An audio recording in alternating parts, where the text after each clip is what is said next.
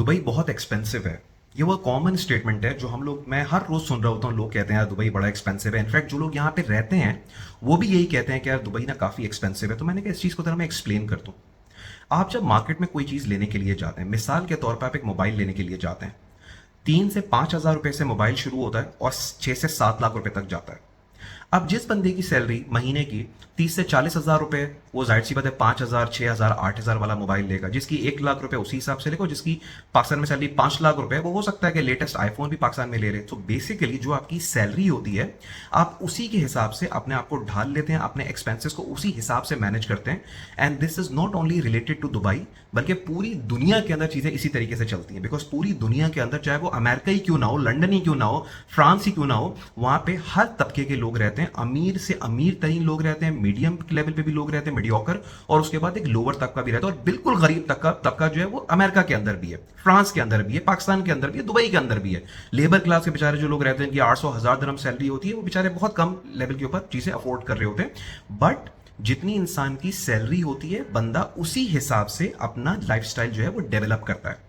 जब मैं शुरू में यहाँ पे आया था तो मेरी पहली सैलरी 4,500 थी, 5,000 थी। उस वक्त मेरी शादी नहीं हुई हुई थी। 1 से 2 साल के बाद मेरी सैलरी 8,500 हो गई। मेरी शादी भी हो गई थी। फिर उसके बाद मुझे मुझे जंप मिला, मैं 22,000 पे चला गया। तो जब मैं 8,500 पे था, मैं चीज़ों को अपने हिसाब से मैनेज करता था।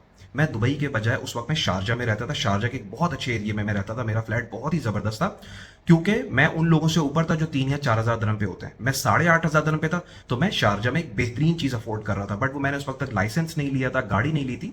तो मैं शारजा में रहा 1 से 2 साल, थोड़े से पैसे बचाए, ड्राइविंग लाइसेंस लिया, गाड़ी ली। जब मुझे 22,000 का जंप मिला डायरेक्टली, 8,500 से मेरी सैलरी 10,000 हुई, फिर 22,000 हुई।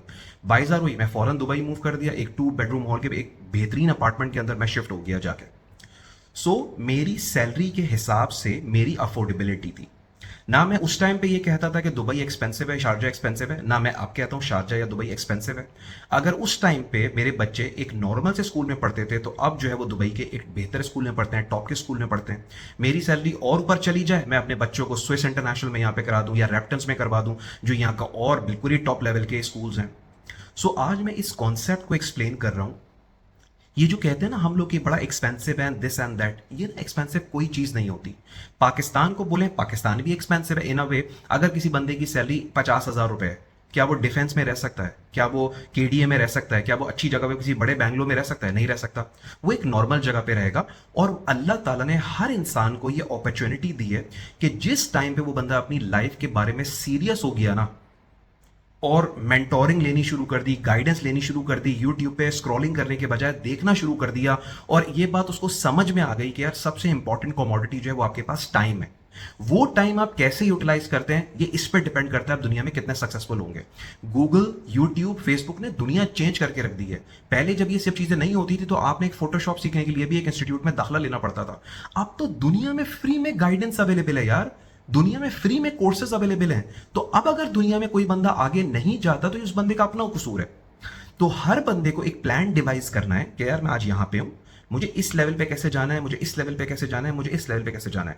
मैंने अपनी जिंदगी पे एक गोल बनाया हुआ है कि मुझे एक $multi-billion ऑर्गेनाइजेशन फॉर्म करनी है, मुझे बिलियनर बनना है। ये मेरा एक गोल है, जिंदगी का स्ट्रेटेजिक गोल है मेरा ये। क्या मैं डायरेक्टली बिलियनर बन सकता हूं? कभी भी नहीं बन सकता। मैं अभी इस लेवल के ऊपर हूं।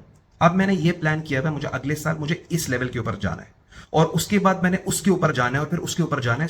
4 से 5 साल के अंदर I will be on to a different level altogether. ये मेरी एक स्ट्रेटेजी है।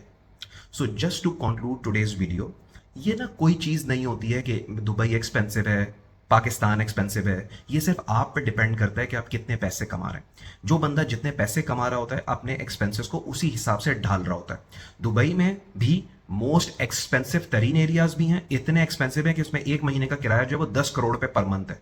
ठीक है, पेंट हाउसेस का यहाँ पे। और ऐसा भी है कि यहाँ पे एक महीने का किराया 1 लाख रुपए है यहाँ पे। इतने कम भी है यहाँ पे। आपकी 4,000 दरम सैलरी है, 1,000 दरम पर मंथ के ऊपर अजमान में जाके स्टूडियो में आप जाके रहें, आप बेहतरीन तरीके से आप आराम से रह सकते हैं। जैसे ही आपकी सैलरी बढ़े, आप अच्छे लेवल के ऊपर आ जाएं, अजमान से शारजा में शिफ्ट हो जाएं, थोड़ी और सैलरी बढ़ी, स्टूडियो के बजाय 2 बेडरूम हॉल ले लें, किसी बेहतरीन लोकेशन के अंदर ले लें। आप शारजा में बोहेरा कॉर्निश जरा सर्च करें, तो आप यकीन नहीं आएगा कि ये शारजा है। आपको इतनी खूबसूरत जगह है, वो पूरा एक कॉर्निश एरिया बना हुआ है वहां पे, और सैकड़ों की तादाद में बिल्डिंग्स है वहां पे।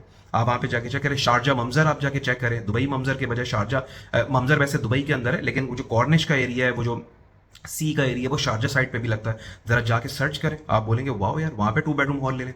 और सैलरी ऊपर हो, दुबई के अंदर आ जाए।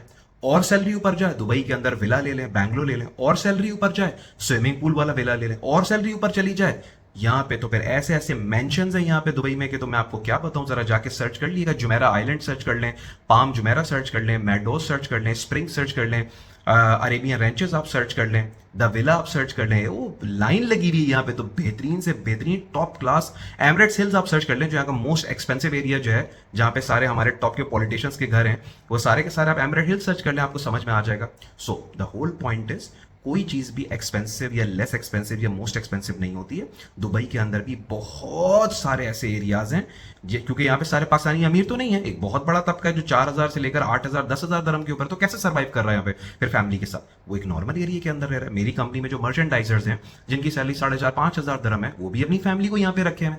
अब आप इमेजिन करें 5,000 दरम में अपनी फैमिली को यहाँ पे रखे हुए हैं, सारे के सारे जो है वो अजमान के अंदर रहते हैं। सो कोई चीज भी जो है ना वो मोस्ट एक्सपेंसिव नहीं होती। ऐसा नहीं है कि दुबई में सारे मोस्ट एक्सपेंसिव एरियाज हैं, ऐसा लंदन में भी नहीं होता। लंदन में भी आप, न्यूयॉर्क में भी, वॉशिंगटन डीसी में आप, कैलिफोर्निया में भी आप चले जाए ना, मोस्ट एक्सपेंसिव होंगे, फिर नॉर्मल एक्सपेंसिव होंगे, फिर लीस्ट एक्सपेंसिव होंगे। जब सैलरी कम होती है बंदा नॉर्मल एरिया में जाके रहता है, जब सैलरी बढ़ जाती है इस लेवल पे आता है, जब टॉप की सैलरी हो जाती है महंगे से महंगे एरिया में रहे। So this is how it works. So Dubai is not expensive, ठीक है। यहाँ पे एरियाज की डिवीजन जो है ना, वो हर तबके के एरियाज हैं। आपकी 3-4 हजार दरम भी सैलरी हो ना, तब भी आप अपनी एक फैमिली, एक बच्चे के साथ जो है वो आप बड़े आराम से यहाँ पे रह सकते हैं।